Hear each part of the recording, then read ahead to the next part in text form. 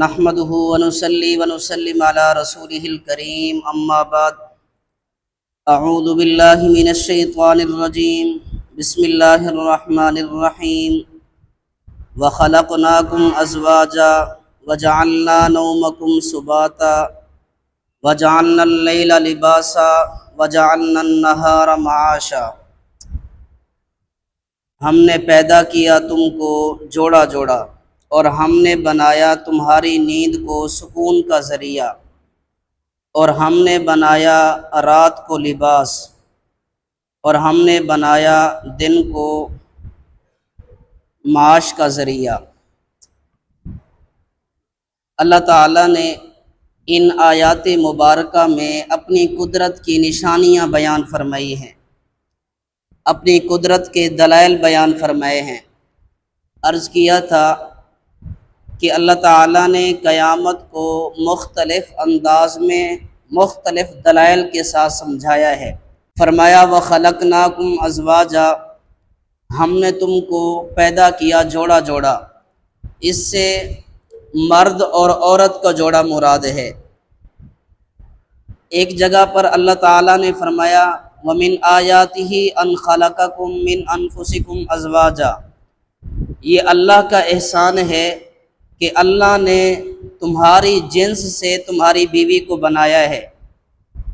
اللہ تعالیٰ قادر مطلق ہے، اللہ چاہتا تو ہم بیوی کو کسی اور جنس سے بھی پیدا کر سکتا تھا، لیکن اگر اللہ تعالیٰ کسی اور جنس سے اس کو بناتا تو اس کی بولی، اس کا مزاج، اس کا رہن سہن وہ ہمیں سمجھ میں نہ آ سکتا، تو یہ زندگی گزارنا اس کے لیے بہت مشکل ہو جاتی۔ یہ اللہ کا احسان ہے کہ اللہ نے بیوی کو مرد کی جنس سے بنایا ہے، یا اس سے مراد کافر اور مومن کا جوڑا مراد ہے کہ اللہ نے انسان کو پیدا کیا، ان میں سے بعض کافر ہو گئے تو بعض مومن ہو گئے، یا اس سے مراد نیک اور بد کا جوڑا ہے۔ جب اللہ نے انسان کو بنایا تو انسان کو اختیار دے دیا، وَهَدَيْنَاهُ النَّجْدَيْنِ، راستے بھی دونوں دکھا دیے ہیں۔ اب انسان اپنی مرضی سے نیک بھی بن سکتا ہے تو بد بھی بن سکتا ہے، تو اس سے نیک اور بد کا جوڑا مراد ہے، یا اس سے مراد دنیا اور آخرت کا جوڑا ہے کہ یہ دنیا ہے، دنیا کا جوڑا جو ہے وہ آخرت ہے۔ تو آگے فرمایا وَجَعَلْنَا نَوْمَكُمْ سُبَاتًا، ہم نے بنایا تمہاری نیند کو سکون کا ذریعہ۔ یہ اللہ تعالیٰ کا احسان ہے کہ اللہ تعالیٰ نے مجھے اور آپ کو نیند جیسی نعمت عطا فرمائی ہے۔ یہ نیند اللہ تعالیٰ کی بہت بڑی نعمت ہے۔ جب انسان تھک جاتا ہے، انسان کا دماغ تھک جاتا ہے، جسم تھک جاتا ہے، تو اسے سکون کی ضرورت پڑتی ہے۔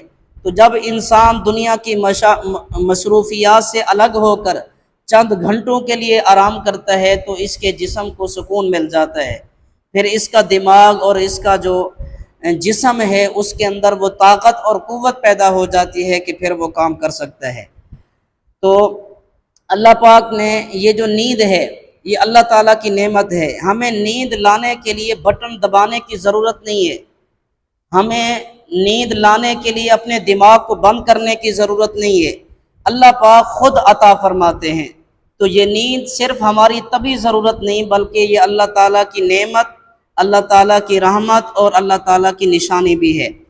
اور دوسری بات یہ بھی ہے کہ یہ جو نیند ہے ہر انسان نیند کا محتاج ہے، امیر ہو وہ بھی نیند کی اس کو ضرورت ہے، اگر غریب ہے اس کو بھی نیند کی ضرورت ہے، دنیا کا جو شخص بھی ہے اسے نیند کی ضرورت ہے۔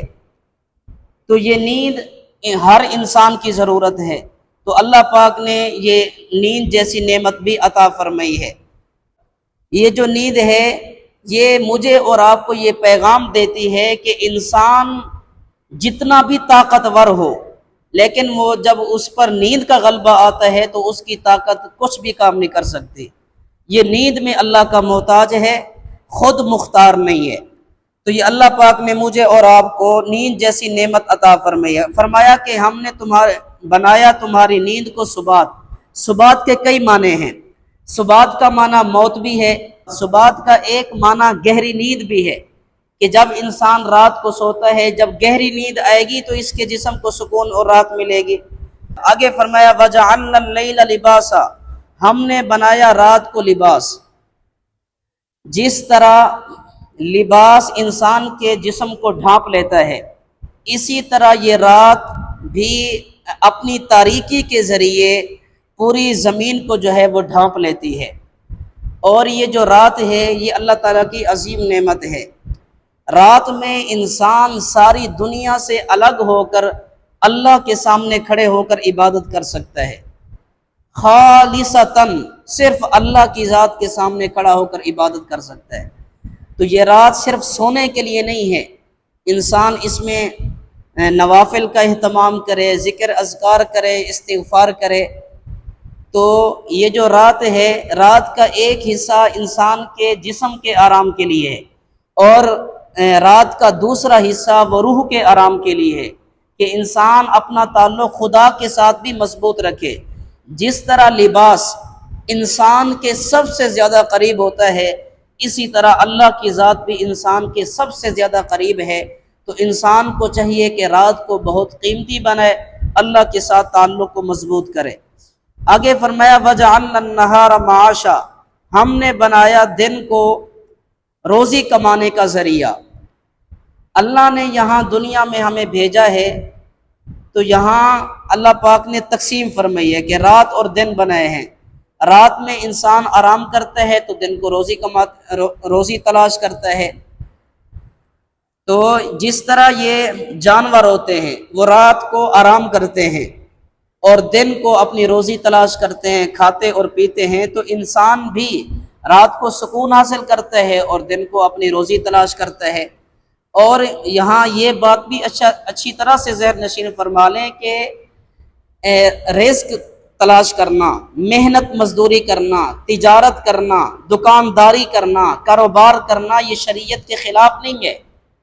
بعض لوگ یہ سمجھتے ہیں کہ دیندار ہونے کا معنی یہ ہے کہ انسان کوئی کام نہ کرے، صرف ذکر اذکار کرے، مسجد میں بیٹھ جائے۔